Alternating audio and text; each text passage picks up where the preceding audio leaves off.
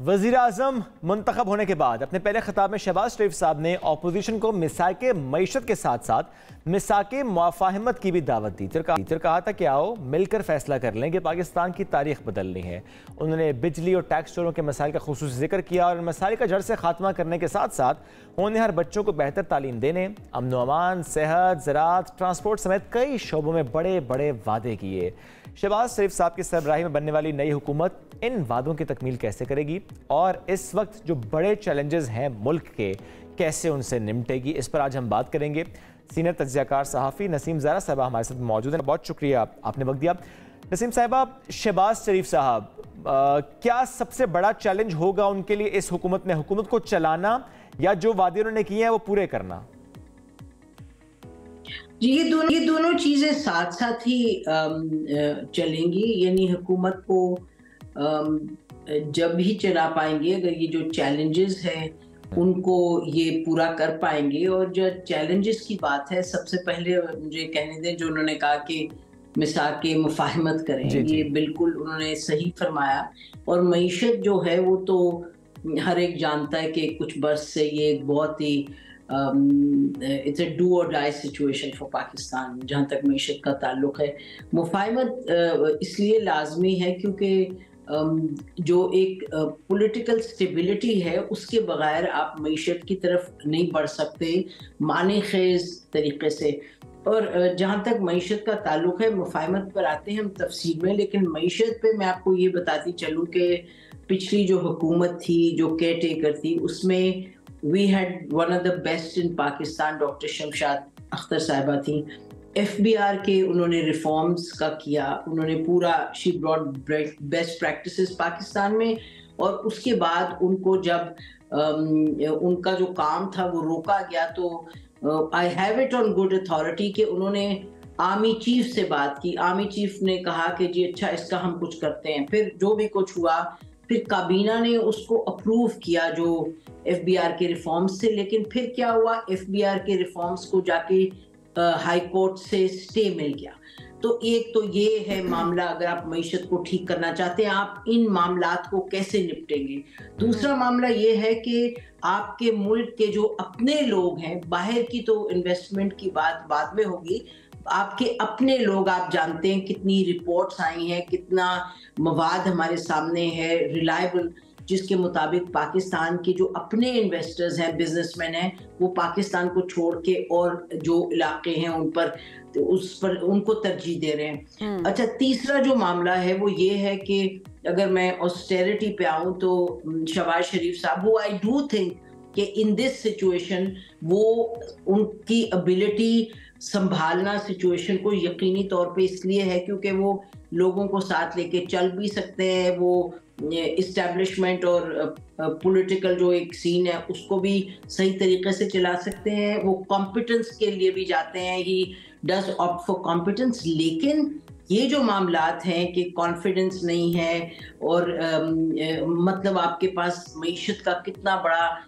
एक सीरियस मामला, आपको मालूम है इन्होंने जनवरी 2023 में नासिर खोसा साहब की सदारत में कि इन्होंने बनाई ऑस्टेरिटी जो कमेटी बनाई थी, उस ऑस्टेरिटी जो कमेटी थी उसने 11 उस पर सफ़ों पर मुश्तमिल एक रिपोर्ट लिखी। जरा कोई पूछे कि वो कहाँ गई रिपोर्ट, जीरो उसका हुआ। उसमें मतलब ये था जो प्लॉट्स देते हैं वो एक एक दें, ये ना, मतलब मैं आपको थोड़ा सा एक ओवरऑल जो मामला है उस पे को जो चैलेंज है, आपको मालूम है कि I can tell you personally, I have been talking to people, पिछले साल के आखिरी यानी 2-3 महीनों में हमसे कहा जा रहा था ये तो मतलब PIA बिल्कुल इसकी निचकारी हो जाएगी। फिर ये कहा गया जो एयरपोर्ट्स का मामला है, we got the best people, हमने IFC वगैरह को लिया है, वो बस अब बिल्कुल आप देखें कि ये हम दे देंगे, we will be handing these airports to 2 और 3, वो जो कंपनीज जो दुनिया जहान की प्रैक्टिस है, इट वाज अ गुड। और ये इमरान खान साहब के दौर में तो जाहिर है ये सारी चीजें हमने देखी कि जो बातें की गई थी हुकूमत की तरफ से वो बातें पूरी नहीं हो सके। वो वादे पूरे तो अभी के वादे जाहिर है उन पे सवालिया निशान है और लोग इस शक व शुबात में है कि अब वादे पूरे होंगे या नहीं होंगे, स्पेशली इस वक्त मुल्की मईशी हालात इस वक्त अगर हम देखें। अच्छा नजीम साहिबा, जिस तरह से हमने पार्लियामेंट का हाल देखा, किस तरह से नारेबाजी हो रही थी और कुछ अनएथिकल हरकत हमें नजर आई हैं, जो कि मैं जिनका जिक्र भी नहीं यहाँ पे करना चाहूँगी, चाहे वो खवातीन के साथ हो चाहे वो मर्दों के साथ हो, और खूब नारेबाजी वहाँ पर हुई है। अब इस पूरी सिचुएशन को आप किस तरह से देखती है कि मुल्क कहाँ पर खड़ा है, हुकूमत मुंतखब हो रही है, आपका वज़ीर आज़म मुंतखब हो रहा है, लेकिन इस तरह की नारेबाजी, तो क्या ऐसे हालात में हुकूमत अपनी मुद्दत पूरी कर सकेगी? ये कब तक आप देख रही हैं ड्यूरेशन? देखिए, मुद्दत पूरी का जहां तक ताल्लुक है वो तो शायद हो ही पाए, क्योंकि पीपल्स पार्टी पर इनका सबसे ज्यादा इन्हिसार है एज ए कोलिशन पार्टनर। मुझे नहीं लगता कि पीपल्स पार्टी फौरी तौर पे किसी वजह से निकलेगी। देखिए, दो मामलात हैं। एक तो मुफाहमत की तरफ आते हैं, जो जिसका शहबाज शरीफ साहब ने बात की और बड़ी अच्छी बात की, लेकिन मुफाहमत में देखिए 3-4 मोटी मोटी चीजें हैं। इसमें तो कोई आंख बंद करके सबको पता है कि पीटीआई के साथ क्या हुआ, उसको हर तरीके से कुचलने की कोशिश की गई। It still emerged as a party. देखिए 92 लेके सीट्स बैठी है अंदर पार्लियामान में। अच्छा, अब ये जहां तक ताल्लुक है, उनके जो शिकायत हैं फॉर्म 45, आप और मैं तो नहीं ये कह रहे ये कोई हमने अपनी जहनी इख्तिरा तो नहीं है जर्नलिस्ट की, ये तो सियासतदान कह रहे हैं, ये चाहे मुस्तफा खोकर साहब है वो कह रहे हैं, ये जो और पार्टीज है, ये तो उस मामले को you can not brush it underneath the carpet. एक ये मामला, इसको किसी ना किसी तरीके से शहबाज शरीफ साहब को अपनी यानी जैसे वो चाहते हैं मुल्क आगे बढ़े, उनको इसको एड्रेस करना पड़ेगा। और मैं समझती हूँ कि ये इलेक्शन कमीशन और फिर कोर्ट्स में इसका रोल है, लेकिन किस हद तक गवर्नमेंट उसको सपोर्ट कर सकती है और किस हद तक फोर्सेस उसको प्रिवेंट करती हैं, वो भी हमने देखना है कि ये मामला एक सही तरीके से आगे बढ़े। दूसरा जो बड़ा इशू है, अब मैं आपको बताती हूँ, जो FIR रिपोर्ट्स जो सीएम बने हैं KPK के, उनकी 10,000 बातों से इख्तलाफ है, उनके जो तरीके थे उससे बहुत इख्तलाफ है, उनकी पॉलिटिक्स से।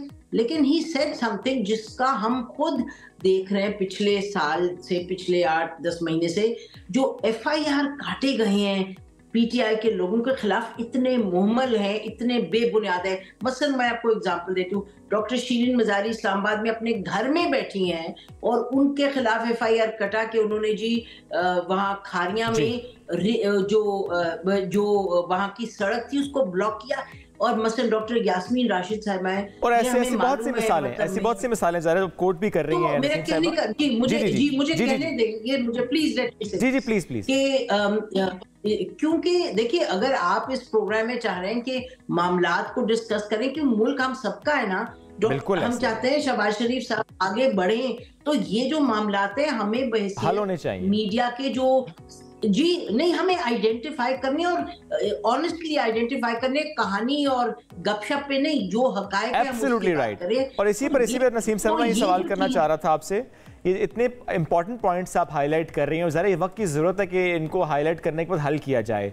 एक अच्छा वर्किंग रिलेशन कैसे बन सकता है पॉलिटिकल पार्टीज का साथ बैठना? चूंकि अगर यही आवाज़ उठती रहेगी नहीं जी हम नहीं साथ बैठ सकते, हमारी आइडेंटिटी का मसला है, हमारी पॉलिसी का मसला है, तो अगर यही हम अपना रवैया रखेंगे, साथ नहीं बैठेंगे, बात नहीं करेंगे, तो हल तो नहीं होंगे ना मसाइल। तो हम सबको किसी ना किसी तरह से अपनी अपनी पोजीशन से आगे पीछे होना पड़ेगा। बिल्कुल आप सही फरमा रहे हैं। मेरा ख्याल है कि एक अगर हम देखें ना, PTI is really the elephant in the room, in the sense के जो मामलात को आगे बेहतरी की तरफ जा सकते। ये मुझे कहने दे कि पीपल्स पार्टी भी थोड़े दिनों में जब लोगों पर इन्फ्लेशनरी प्रेशर्स बढ़ेंगे, तो आप ये याद रखिएगा पीपल्स पार्टी सबसे पहले बोलेगी, क्योंकि वो बोलेगी, उसका एक अपना ट्रैक रिकॉर्ड भी है। तो एक वो प्रेशर है। दूसरा, आपने पार्लियामान को कैसे चलाना है। अब पीटीआई जो है वो उसने समझ के ये हरकत की कि वो पार्लियामान में आ गए, क्योंकि इतनी इन्होंने बेवकूफ़ी और ब्लंडर्स किए थे जो छोड़ के चले गए थे वहाँ पंजाब असेंबली और KPK की government. I mean those was huge political blunders.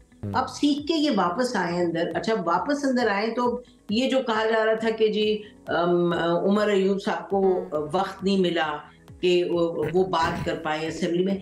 अब एक तो the conduct of the assembly, और अयाज सादिक साहब जो हैं, he is one of the best candidates as speaker, उनका अच्छा ट्रैक रिकॉर्ड है, तहजीब तरीके से चलते हैं, तो एक अंदर कॉन्फिडेंस पार्लियामान में हो। दूसरा देखिए, ये नहीं हो पाएगा कि आप बस कहीं मुफाहमत हो और बस बात करें, आपको एक्शंस लेने पड़ेंगे, आपको तो एक्शंस लेने पड़ेंगे जिससे कि जाहिर बड़ा जरूरी है। और जी नसीम साहिबा, जाहिर है ये सारी चीज़ें लेने बड़ी ज़रूरी हैं।